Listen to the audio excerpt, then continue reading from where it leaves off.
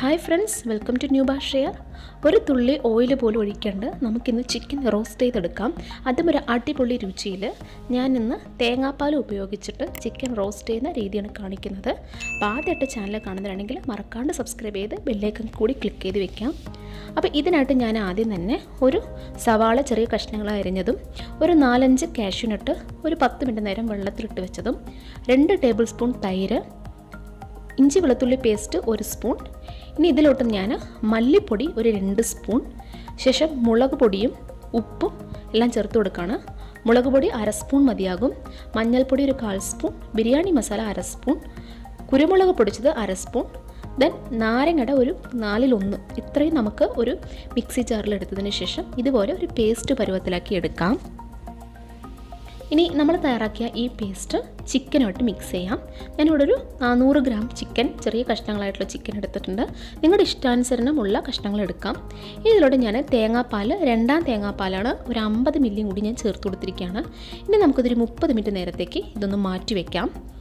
ഇനി നമുക്ക് 30 മിനിറ്റ് നേരം ശേഷം ഒന്ന് തുറന്ന് നോക്കാം. ഇതുപോലെയാണ് ഇരിക്കുന്നത്. ഇനി നമുക്കൊരു പാൻ ചൂടാക്കിയിട്ട് അതിലോട്ട് ഞാൻ 2 കപ്പ് തിൻ കോക്കനട്ട് മിൽക്ക്, അതായത് 2ാം തേങ്ങാപ്പാൽ ഒഴിച്ചു കൊടുത്തിരിക്കുകയാണ്. അത് ചൂടായി തുടങ്ങുമ്പോൾ തന്നെ നമ്മൾ മാരിനേറ്റ് ചെയ്ത് വെച്ചിട്ടുള്ള ചിക്കൻ പീസസ് എല്ലാം തന്നെ ഈ പാലിലോട്ട് നമുക്ക് ഇട്ട് കൊടുക്കാം. അപ്പോൾ നമ്മളിവിടെ ഓയിലൊന്നും ചേർത്തിട്ടില്ല, തേങ്ങാപ്പാൽ ഒഴിച്ചു, അതിനുശേഷം മാരിനേറ്റ് ചെയ്ത് വെച്ച ചിക്കൻ കൂടി അതിലിട്ട് കൊടുത്തിരിക്കുകയാണ്. ഇതിൽ യൂസ് ചെയ്യുന്ന പേസ്റ്റ് ഒരു ഇത്തിരി എരിവ് കുറച്ച് പേസ്റ്റ് ആണ് ഞാനിവിടെ യൂസ് ചെയ്തിരിക്കുന്നത്. ഇതിലൂടെ ഞാനൊരു കറിവേപ്പിലയും കൂടി ഇട്ട് കൊടുത്തതിന് ശേഷം ഒന്ന് 2 മിനിറ്റ് നേരത്തേക്ക് ഒന്ന് ചൂടാക്കി എടുത്തിട്ടുണ്ട്. ഇതുപോലെ അതൊന്ന് തിളച്ച് വരുന്ന സമയം ഞാൻ വീണ്ടും ഒന്ന് കവർ ചെയ്തു. വീണ്ടും ഒരു 2 മിനിറ്റ് നേരം നമ്മളിങ്ങനെ ചൂടാക്കുകയാണ്. അപ്പോൾ ഏകദേശം 2 മിനിറ്റ് നേരം കഴിയുമ്പോൾ അത് ഇതുപോലെ ആയിട്ടുണ്ട്. അപ്പോൾ ഇടയ്ക്കൊന്ന് ഓപ്പൺ ചെയ്ത് നമുക്കൊന്ന് ഇളക്കി കൊടുക്കാം. അങ്ങനെ ഏകദേശം കുറച്ച് നേരം കഴിയുമ്പോൾ ഇതുപോലെ ഒരു ഓയിൽ അതിൽ നിന്നും സെപ്പറേറ്റ് ചെയ്ത് വരുന്നുണ്ടാവും. അപ്പോൾ ആ സമയത്ത് നമുക്ക് നന്നാക്കി ഒന്ന് ഇളക്കി കൊടുക്കാം. ഈ സമയത്ത് നിങ്ങൾക്ക് ഇതിലോട്ട് കുറച്ച് മല്ലിയിലയും കൂടി ഇട്ട് കൊടുത്തിട്ട് നമ്മൾ വീണ്ടും ഒന്ന് കവർ ചെയ്ത് കുക്ക് ചെയ്യാം. മീഡിയം ഫ്ലെയിമിൽ വെച്ച് തന്നെ കുക്ക് ചെയ്യാം. ഹൈ ഫ്ലെയിമിലോ ഒരുപാട് ലോ ഫ്ലെയിമിലോ ആവണ്ട, മീഡിയം ഫ്ലെയിമിലാവുന്ന സമയമാണ് അതിലെ ലിക്വിഡ് എല്ലാം മെൽറ്റ് ആവുള്ളൂ. അപ്പോൾ ഏകദേശം ഒരു 5 മിനിറ്റ് കഴിഞ്ഞു. ഇതുപോലെ അതിലുള്ള തേങ്ങാപ്പാലും പിന്നെ നമ്മൾ ചിക്കനിൽ നിന്ന് വരുന്ന വെള്ളം എല്ലാം തന്നെ ഇവാപ്പറേറ്റ് നന്നായിട്ട് ചെയ്ത് തുടങ്ങിയിട്ടുണ്ട്. നമ്മൾ ഒഴിച്ച തേങ്ങാപ്പാലിൽ നിന്നും വളരെ എമൗണ്ട് കുറഞ്ഞിട്ടുണ്ട്. അപ്പോൾ ഈ ഒരു സ്റ്റേജിൽ നിങ്ങൾ 50 മില്ലി നല്ല കട്ടിയുള്ള 1ാം തേങ്ങാപ്പാലും കൂടി ചേർത്ത് കൊടുക്കാം.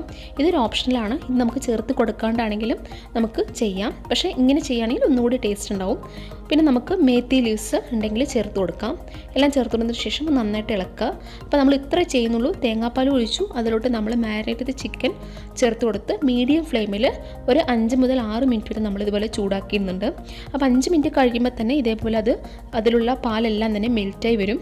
ഈ സമയത്ത് നിങ്ങൾക്ക് വേണമെങ്കിൽ മാത്രം ഒരു സ്പൂണോ അല്ലെങ്കിൽ 1/2 സ്പൂണോ നെയ്യ് ചേർത്ത് കൊടുക്കാം. നെയ്യിൻ്റെ മണം അല്ലെങ്കിൽ ഫ്ലേവർ ഇഷ്ടമില്ലാത്തവർ ഇത് സ്കിപ്പ് ചെയ്യാം. അപ്പോൾ ഇതുപോലെ അതിലുള്ള ലിക്വിഡ് കണ്ടൻറ്റ് അല്ലെങ്കിൽ അതിൻ്റെ മിൽക്കിൻ്റെ കണ്ടൻറ്റ് നന്നായിട്ട് കുറഞ്ഞു വരുന്നുണ്ട്, ഒന്ന് മൊരിഞ്ഞ് വരും ചിക്കൻ.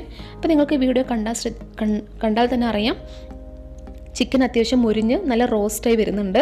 അപ്പോൾ ഏകദേശം 10 മിനിറ്റാണ് ഇത് ഉണ്ടാക്കാനായിട്ട് എടുത്ത സമയം.